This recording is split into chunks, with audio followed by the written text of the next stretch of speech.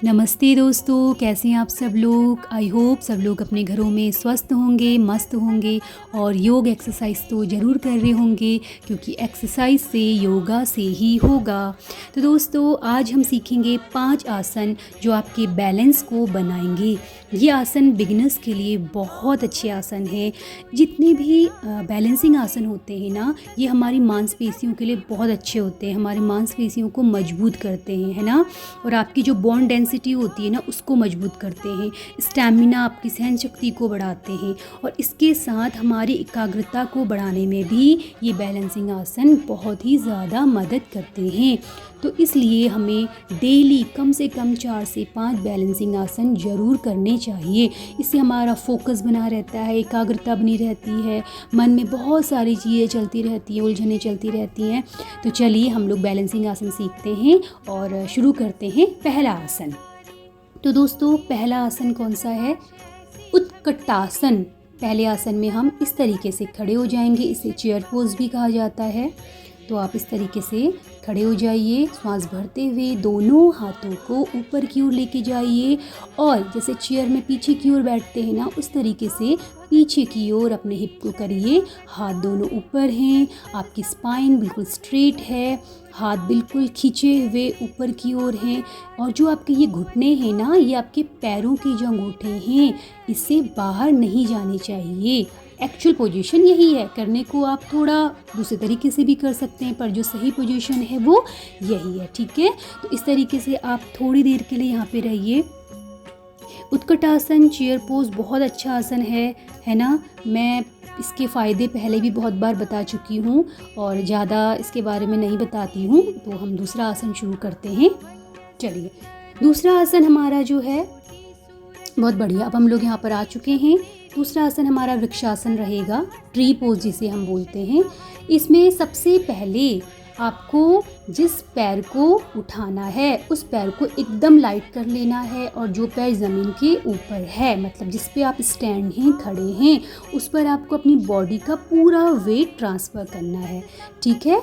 तो धीरे से अपने पैर को, और ये देखिए इस तरीके से टेढ़ा नहीं होना चाहिए, बिल्कुल सामने की ओर को इस तरीके से अपनी जांघ के बीच में फंसा के रखिए और दोनों हाथों से श्वास भरते हुए एक नमस्ते मुद्रा बनाइए और एकदम आपकी बैक स्ट्रेट, किसी भी एक केंद्र बिंदु, किसी भी एक पॉइंट पर देखकर फोकस बनाइए और कम से कम 10 सेकेंड तक यहाँ पर रहने के बाद धीरे से वापस आ जाइए, ठीक है। और सेम एक्सरसाइज, सेम आसन को दूसरे पैर पे भी करना है, इस तरीके से।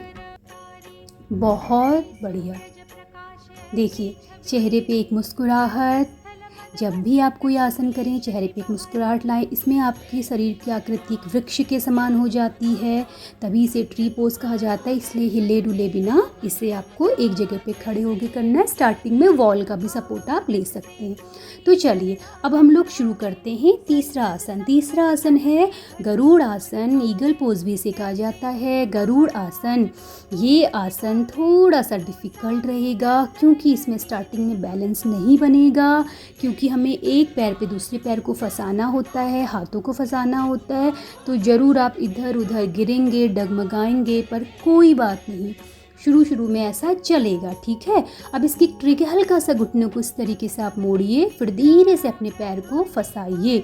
इसमें ज़रूर ऐसा कुछ नहीं है कि आप बिल्कुल, आपको एकदम से ऐसा आसन करना है कि आप बिल्कुल हिले डुले नहीं। शुरुआत में आप हिलेंगे, डुलेंगे, गिरेंगे भी, कोई बात नहीं। वॉल का सपोर्ट लीजिए, किसी भी चीज़ का सपोर्ट ले सकते हैं, पर जब धीरे धीरे एकाग्रता बढ़ेगी तो ज़रूर आप इस आसन को करने में पूर्णतया सक्षम हो जाएंगे। देखिए किस तरीके से मैं इसे फंसा रही हूँ। मैं भी, जो कि मेरा बैलेंस, क्योंकि इस आसन को मैं कम करती हूँ। अब इसके बाद मैं भी इस आसन को डेली करूँगी क्योंकि बहुत अच्छा आसन है, ठीक है। इस तरीके से आप आ जाइए और एक बिंदु पर अपने ध्यान को केंद्रित करिए और 10 सेकेंड तक यहाँ पर खड़े रहिए, ठीक है। 10 सेकेंड एक जगह पर खड़े रहिए और फिर धीरे से वापस आ जाइए। सेम क्रिया को दूसरे पैर के ऊपर भी करना है। देखिए इस तरीके से।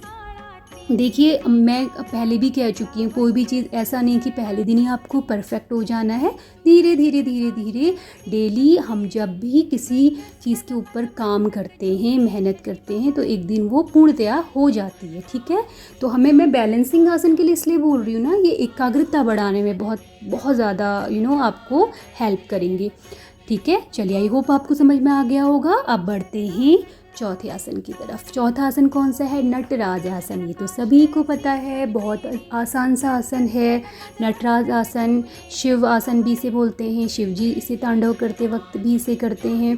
बहुत इजी आसन है। आसानी से एक पैर के ऊपर पूरा वेट को आपको ट्रांसफ़र करना है, पीछे से पैर पकड़ना है और धीरे से आगे की ओर झुकना है। ठीक है, यहाँ पे आप ज़रूर आपका बैलेंस गड़बड़ाएगा, तो आपको क्या करना है, किसी भी एक जगह पर अपने ध्यान को लगाए रखना है। उससे क्या होगा ना, एक जगह पर जब आप देखेंगे तो आपका ध्यान इधर उधर नहीं जाएगा और आप स्टेबल रहेंगे। ठीक है, ये मैं सामने की तरफ भी आपको करके बता रही हूँ। 10 सेकंड तक चेहरे पे एक मुस्कुराहट के साथ। 10, 9, 8, 7, 6, 5, 4, 3, 2 एंड 1। बहुत बढ़िया। अब धीरे से आप यहाँ पे वापस आ जाइए। बहुत बढ़िया, गुड, बहुत बढ़िया। अब हम लोग अगला आसन शुरू करते हैं। अगला आसन कौन सा है? उत्थित हस्त पादागुष्ठासन। उत्थित हस्त पादागुष्ठासन। ठीक है, चलिए, अब ये आसन मुझे स्पेशली बहुत ज़्यादा पसंद है, क्योंकि इसको मैं बैठ के भी अक्सर कराया करती हूँ और खड़े होके भी मैंने बहुत बार ये कराया है अपने शॉर्ट्स में। अगर मेरी शॉर्ट्स की आप रील्स देखेंगे तो मैंने कराया है। स्टार्टिंग में मैंने बताया था वॉल का सपोर्ट ले सकते हैं और फिर धीरे धीरे आप बिना सपोर्ट के भी इसे कर सकते हैं। ठीक है, पैर का अंगूठा पकड़ना है, धीरे से पैर को सीधा करना है। हाथ ऊपर रख सकते हैं, हाथ को साइड में कर सकते हैं, कमर के पीछे कर सकते हैं, कैसे भी कर सकते हैं। ठीक है, और धीरे से वापस आ जाएंगे। सामने कोई एक पॉइंट तैयार कर लीजिए जिसमें देखकर आपको पूरा ध्यान लगाना है। हल्का सा पैर ढीला किया, पैर का अंगूठा पकड़ा, पहले हाथ को कमर के पीछे किया, बिल्कुल सीधे।